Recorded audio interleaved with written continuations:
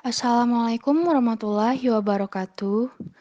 So today we're gonna learn about advanced grammar.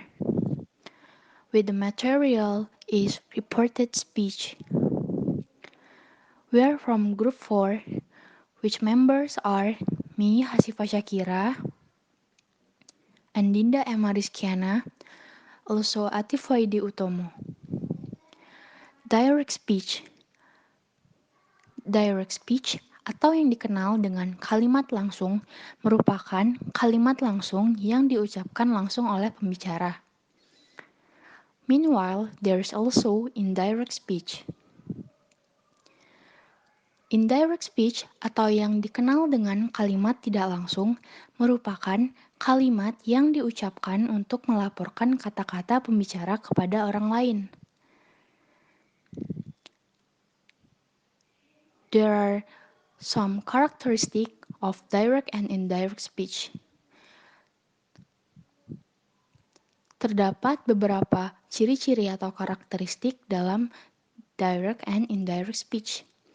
When we write direct speech, we always put quotation mark around the original words. Ketika kita menulis kalimat langsung, kita selalu menambahkan tanda kutip di sekitar kalimat aslinya. But in indirect speech, we don't use quotation mark. Tapi di dalam kalimat tidak langsung, kita tidak menggunakan tanda kutip seperti pada kalimat langsung. Dalam mengubah direct menjadi indirect atau yang dikenal dengan reported juga, kita perlu memperhatikan beberapa perubahan.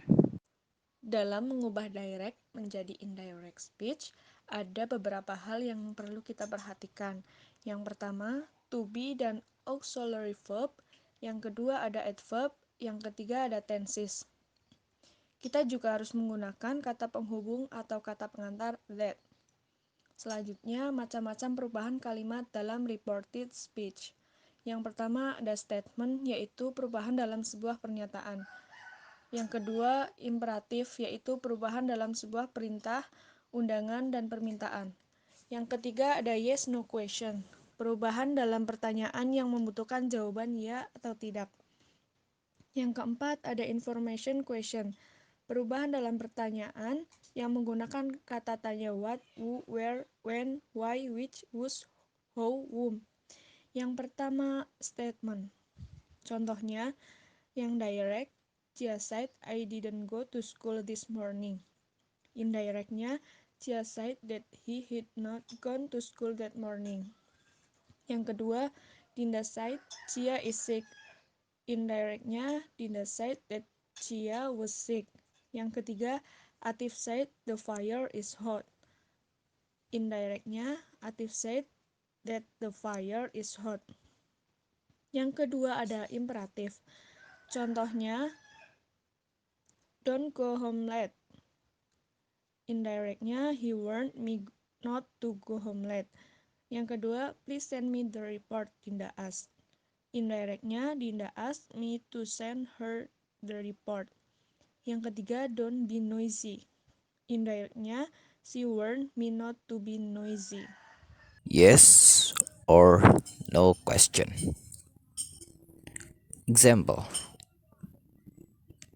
Untuk kalimat directnya, they asked me, are you sad? She asked me, did you pass the exam? He asked me, do you like swimming? Untuk kalimat indirectnya, because they're simple, you can organize your ideas clearly. And because you'll never forget to buy milk. 4. Information question. Example.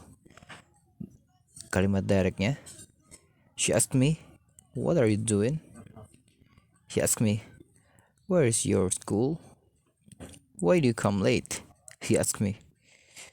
Untuk kalimat indirectnya, she asked me what I was doing. He asked me where my school was. He asked me Why I came late. Jadi untuk kesimpulannya, yang pertama kita tidak perlu lagi mencantumkan tanda kutip pada kalimat tidak langsung. Yang kedua, biasanya kalimat tidak langsung bisa ditambahkan kata sambung that, namun hal ini bersifat opsional. Yang ketiga, mengubah pronoun menjadi orang ketiga. Sesuai yang dijelaskan di atas, kamu perlu menambahkan sumber atau siapa yang menyampaikan pesan pertama kali. Yang keempat, selain that, biasanya kalimat tidak langsung bisa ditambahkan whether atau if sebagai kata sambung.